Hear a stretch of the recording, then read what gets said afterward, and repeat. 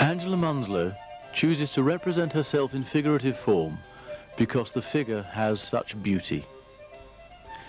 Its rhythmic qualities, swells, curves, strength and balance, when sensitively modelled and powerfully felt, can evoke more emotion than an abstract form, no matter how aesthetically beautiful.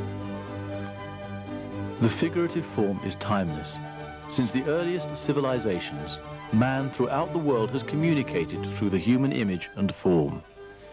It is readily understood and accepted by all people. It materializes feelings present in our consciousness. We can relate to it and enjoy it, rather than feel alienated because of a lack of understanding. The human image presents no barriers, so bringing art nearer to people of all nations. She tries to breathe feeling and life into her figures, vital qualities.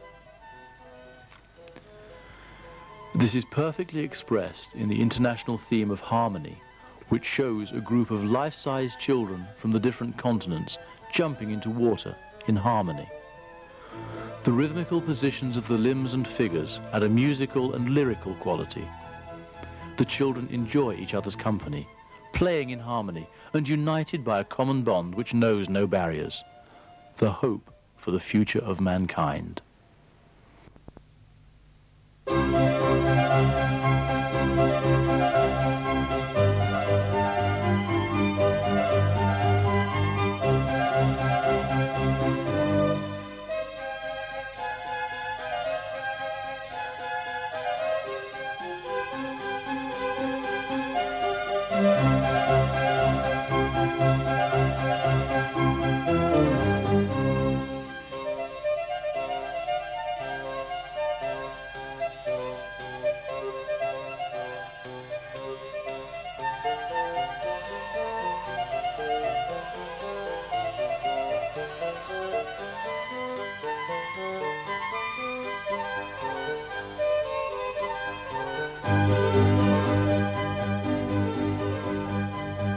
Recently, the work has been exhibited at Hampton Court and the Chelsea Flower Show.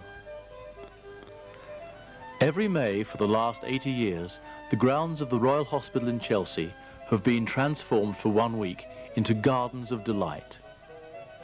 Even back in 1913, when the Royal Horticultural Society moved its great spring show here, this was the flower show, and all the top exhibitors of the day displayed their finest achievements. Since its opening, the Chelsea Flower Show has often been attended by the royal family, who take a keen interest in all the exhibits.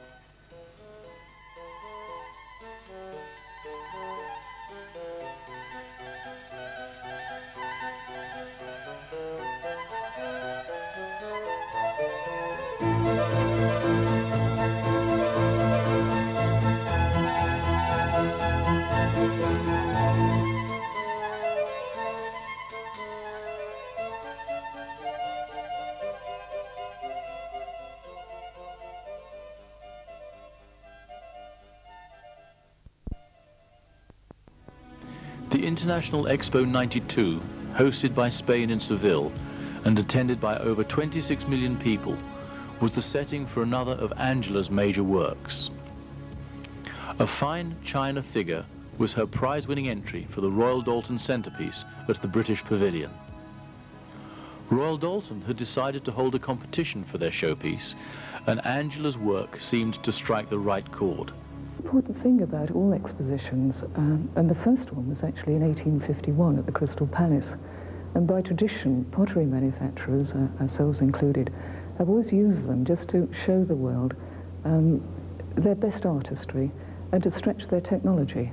Now, the exciting thing about this, of course, is that I don't think we've ever cast a 4-foot figure in China. It's based on a young girl just at the age where she's discovering womanhood, and I was very lucky that my next-door neighbour's daughter was just about the right age and the right facial shape and everything, so she managed to come in for a few days to put the finishing touches to it.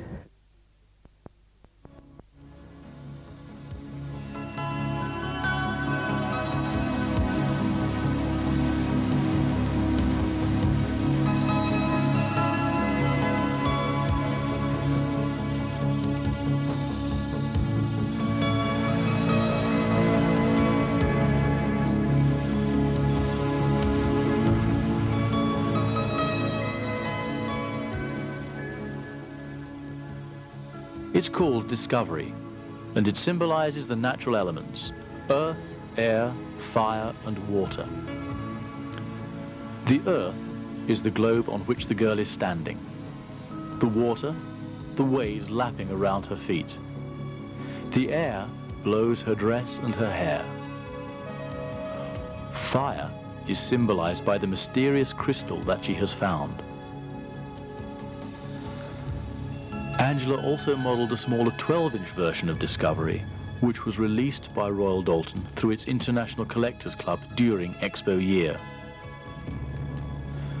The stunning lines of the sculpture are complemented by the pure white satin finish of the high-fired, unglazed china.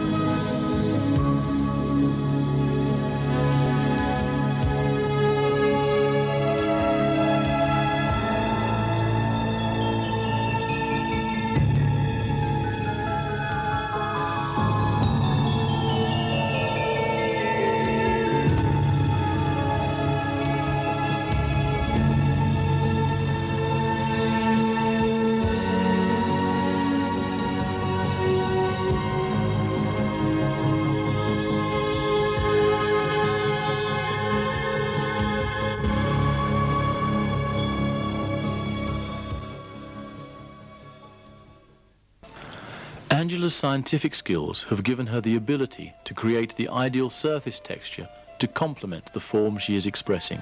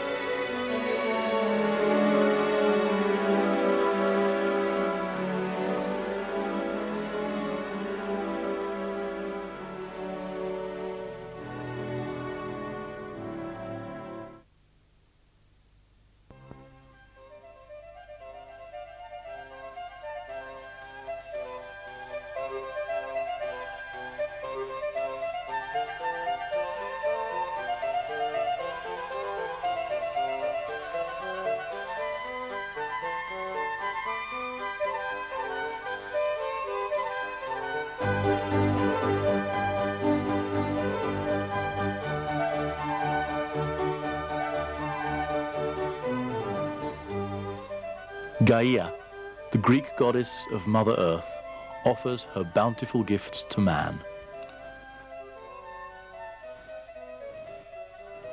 The maquette for Harmony is a beautiful combination of bronze and crystal. A piece was auctioned for the NSPCC charity at the Savoy Hotel in London. There can be no doubt that Angela's work shows that the physical beauty of the human form can unite the many and often seemingly disparate cultures of the world.